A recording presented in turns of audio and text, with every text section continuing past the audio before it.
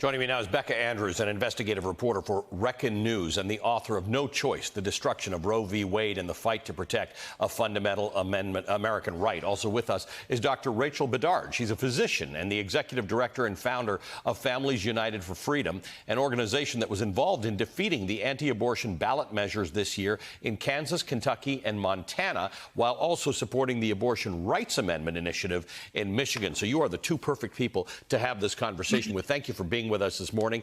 Becca, let me start with you. On the day after the election, you tweeted, quote, "Abortion mattered in the midterms. It mattered so much more than we were told it would by those who were never willing to try and understand the true stakes in the first place," end quote. So abortion was a clear factor. That's clear to us now. Why was it ever in doubt? And now that we know what happened on Tuesday, what's the takeaway for both Democrats who'd like to support abortion rights and Republicans who'd like to remove them? You know, I think often it comes down to abortion stigma. People aren't comfortable talking about abortion. They want to kind of sweep it under the rug. And for a lot of the, let's face it, like largely male pundits, no offense, they don't see abortion as a compelling issue, even though that's not what the voting data says. So we know now that newly registered women were 2/3 of newly registered voters as a whole, and abortion was what was bringing them out to the polls. That's a huge deal to constantly be sweeping that under the rug and sort of shoving that aside in favor of the economy, as if the two weren't inherently connected, is a mistake.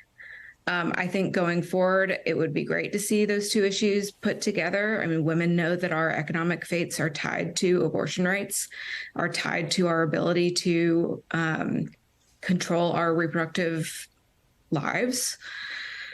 So, you know, going forward, I think it would be great to see people actually understand that instead of separating the two out.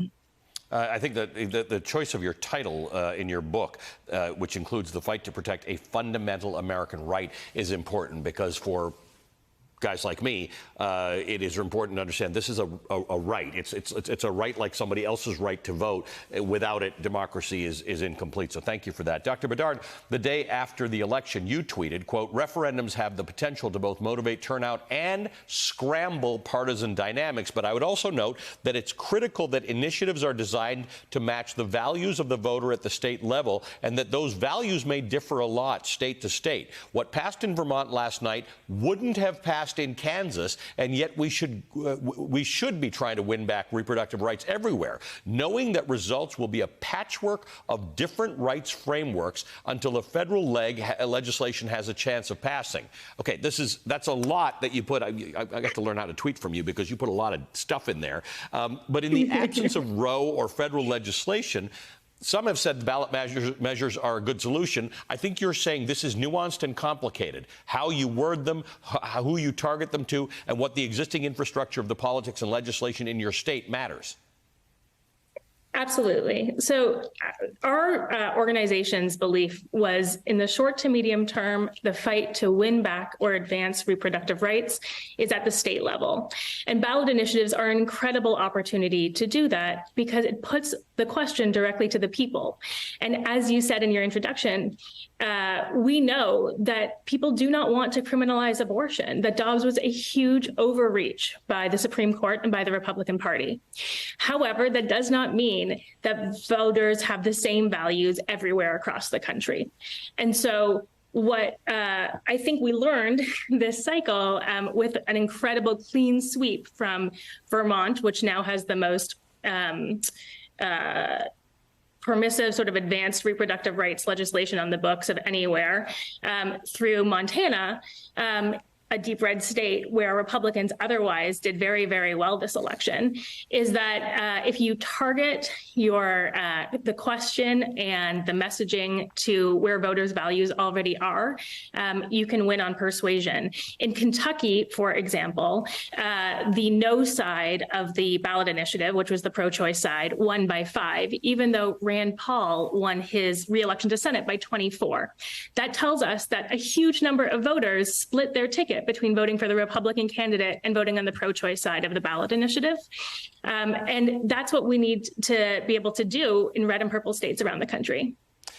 Becca, President Biden, his administration, other abortion rights activists and supporters were criticized for something you just brought up earlier about not using the word abortion when speaking about the topic. You say that there are just difficulties talking about this topic. What do you recommend be done given what you've seen happen this week?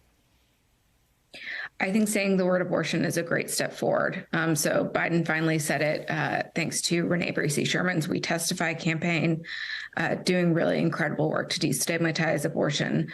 I mean, I think we need to be talking about abortion for what it is, right? It's like any other medical procedure. It's like a colonoscopy. Like there aren't euphemisms for colonoscopies. And I understand that it's not quite that simple, but it should be. And so I think it's time for us to start presenting this as a legitimate medical issue instead of something that has been so othered by the medical industry and by politicians for so long. Dr. Bedard, you are somebody who's actually energized by the Dobbs decision. You started your organization the day after Roe fell. Your organization helped in the messaging in the ballot initiative campaign in Kansas, which surprised a lot of people, the outcome of it, in Kentucky, in Michigan, in Montana. And the language that people use in talking about abortion rights, you also believe is important, especially for these particular ballot measures, some of which Montana and Kentucky and Kansas were, I found, confusing and possibly manipulative. That you found the ballot initiative wording confusing? Yeah. Oh, yeah, absolutely. I mean, I think that the ballot initiatives in all three of those states were worded intentionally in a way that was meant to confuse and mislead voters. And so one thing that the incredible campaigns in those states did was a huge amount of public education, just telling people the truth about what would happen if they voted yes on these amendments. And that what would happen if they voted yes on these amendments would be that there would be, loss of bodily autonomy, and that you would be voting for an amendment that would effectively not just whatever one's personal beliefs are, you would be voting so that your neighbors could no longer make decisions about their own health care. And that's a really critical point. What I think the research out of Kansas at least showed was that abortion is complicated, and there are many people who identify personally as pro-life, and even those folks do not want to criminalize healthcare access or reproductive rights for their neighbors. And so the language that the campaign used really emphasized restoring constitutional rights to women and freedom and liberty and bodily autonomy. And that's a message that resonated in all of the message testing across partisan lines. It was the message that resonated best with sort of conservatives who identified as pro-life, but it's also the message that resonated the best with base Democrats. And I think it really pointed the way towards how to win after the Kansas referendum and the huge victory there in Kentucky and Montana.